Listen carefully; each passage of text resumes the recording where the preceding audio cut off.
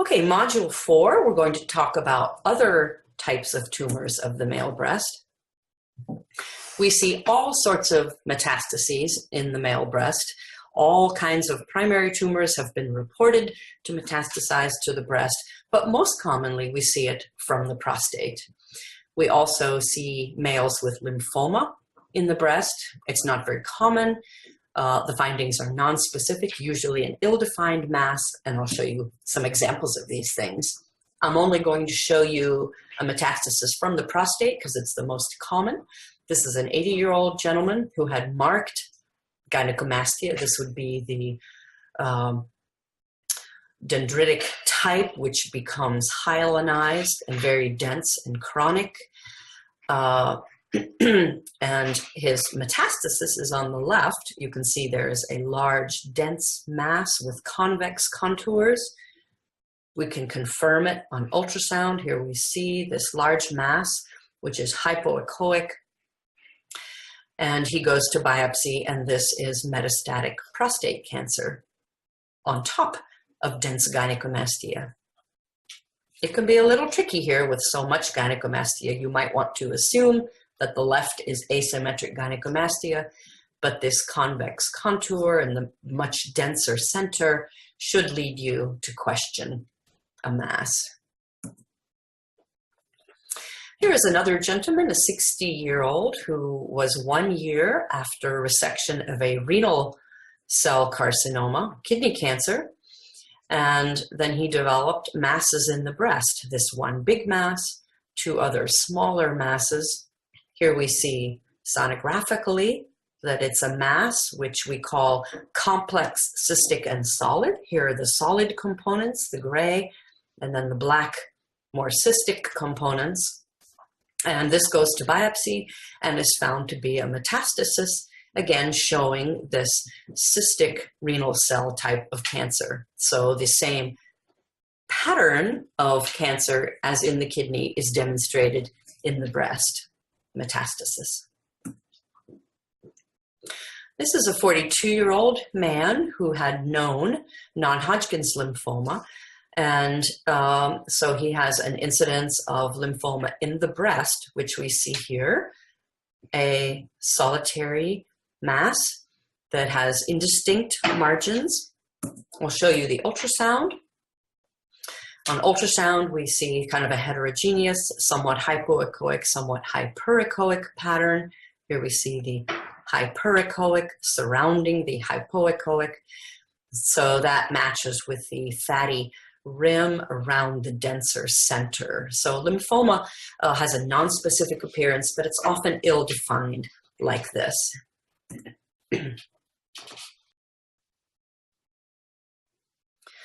Okay, so now, just like in the female, when we see a cancer in a male, we want to look at the axilla to examine the lymph nodes, because we know that breast cancers will metastasize first to the lymph nodes.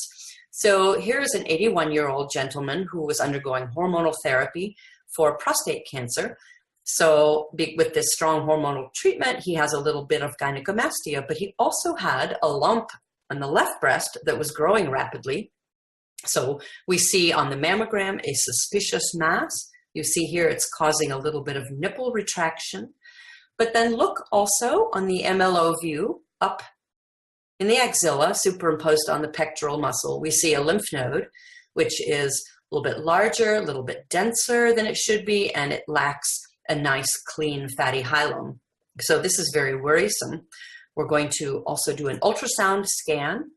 First, I will show you the mass, the cancer mass in the subareolar area of the left breast.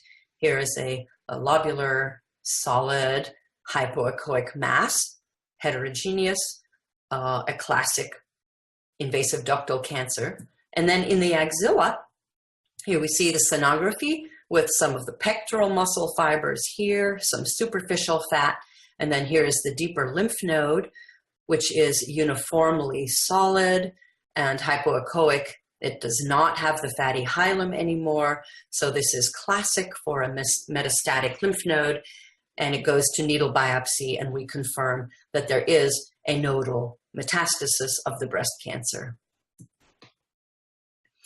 All right, so now we're going to spend a little bit of time talking about the use of ultrasound in evaluating the male breast. And this is something which is highly variable among practitioners. People in breast imaging use it very differently, and some people avoid it almost entirely. I don't think that's a good idea.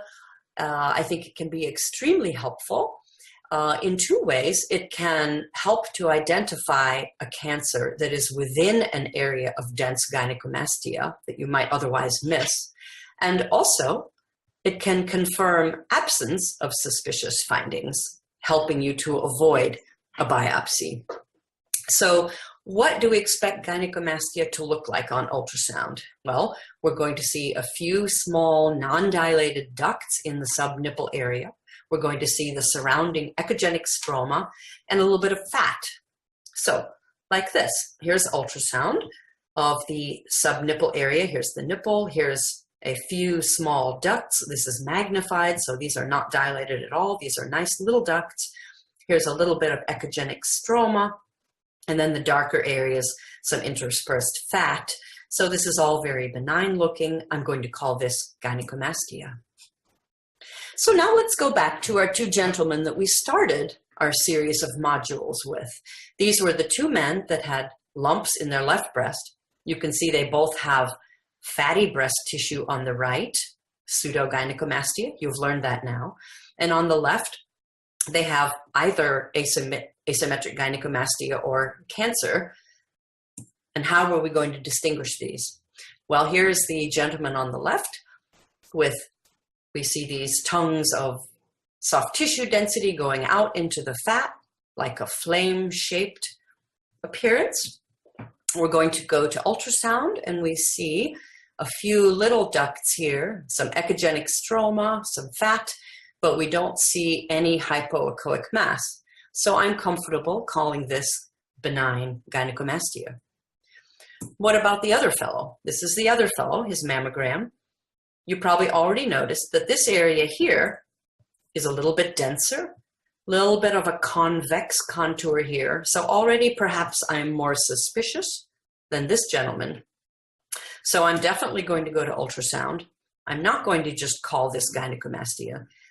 I see here on ultrasound that there is an oval hypoechoic mass.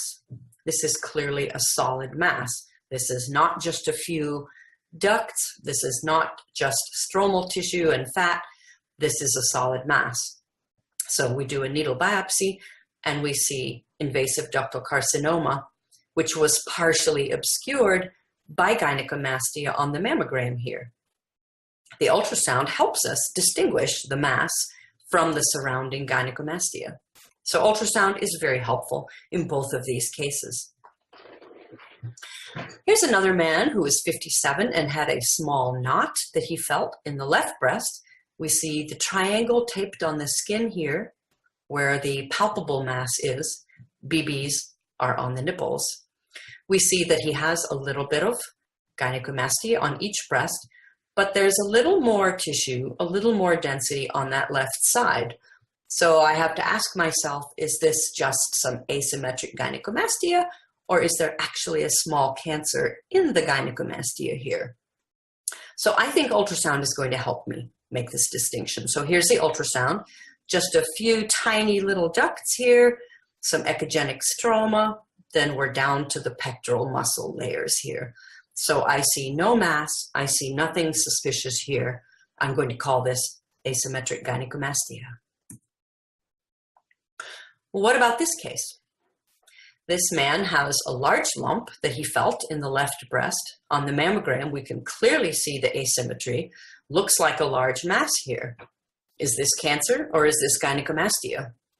I sure am worried about cancer, but it's hard to be sure. So I'm going to go to ultrasound and I see a mass. This does not look like gynecomastia. It's not just a few ducts and some dense stroma, but this is a hypoechoic oval solid mass. Is this cancer or is it a button type of gynecomastia? I can't be sure. It certainly could be cancer. I'm worried about that. So I feel like I have to do a biopsy.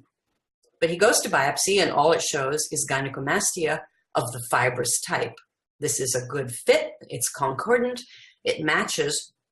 But does this mean we made a mistake? Should we not have done biopsy? I don't think so. On imaging, it looks like cancer, so we have to go to a biopsy, just like in a female. If you saw a mass like this in a female, you would go to biopsy, no question. And we know that in females, we biopsy a lot of benign things, maybe 1/3 at most turn out to be cancer of all the biopsies we do. So we know that sometimes we have to biopsy benign lesions. It's the way our business works. In order to find the cancers, we're going to have to biopsy some benign lesions because they mimic cancer. So don't avoid ultrasound just because someone tells you that it can look scary and be confusing. If there's cancer there, we need to see it and we need to know to biopsy it. Okay, so we've talked about imaging of the breast with mammography and ultrasound. What kind of protocols can we use? Well, we can turn to the American College of Radiology, the ACR, and in their document of appropriateness criteria, this is the protocol that they propose for male breast imaging. For any male with a palpable mass, if they're under 25 years of age, we begin with ultrasound. And we do this because breast cancer is very rare in this age group.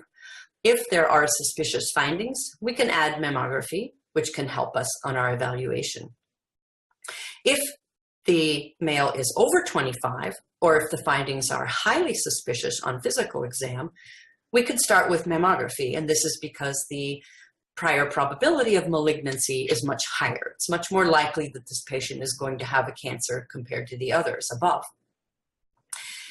And ultrasound may be extremely useful in addition to the mammo if the mammo is suspicious or inconclusive. So that's how we approach that. There are some studies of use of ultrasound in males, and what they all show is that the ultrasound adds very little if the mammography shows gynecomastia only.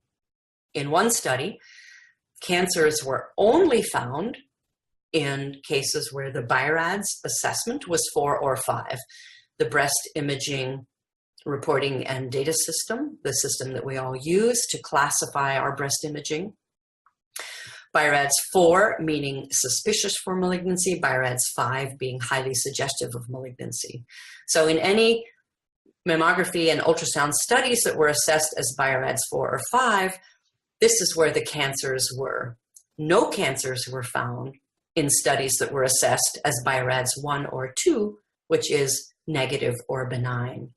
So if your imaging is benign, if you can call it a BI-RADS 1 or 2, chances are you're not looking at a cancer. And since ultrasound might lead to an unnecessary biopsy, we might want to avoid ultrasound in those cases. So if the mammogram looks benign with no concerning features, you probably don't need to go to ultrasound.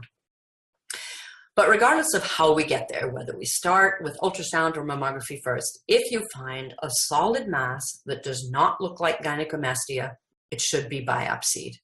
And that's the main thing we want to remember. How do we usually make the diagnosis of male breast cancer? Well, remember, since we don't do screening of males, usually these are palpable upon presentation. You can feel a lump. So usually the pathology is acquired by fine needle aspiration or core biopsy with palpation guidance. Someone can feel the lump and stick a needle in it and look at it under a microscope. So we don't usually need image guidance for doing these biopsies. Okay, so we've talked about the various things that we see in male breast, gynecomastia, cancers, other benign things. In a typical radiology practice where we do imaging of males, what is the distribution of disease that we're going to see? Well, we're going to see gynecomastia 81% of the time in this particular study. We'll see fatty gynecomastia or pseudogynecomastia another 16% of the time, and a solitary mass only 3% of the time. So here it is in a graph just to show you that gynecomastia and pseudogynecomastia together comprise 97% of what you're going to see when you image males, and only 3% will be a solitary mass. So we're prepared to see a lot of benign conditions. Thank you.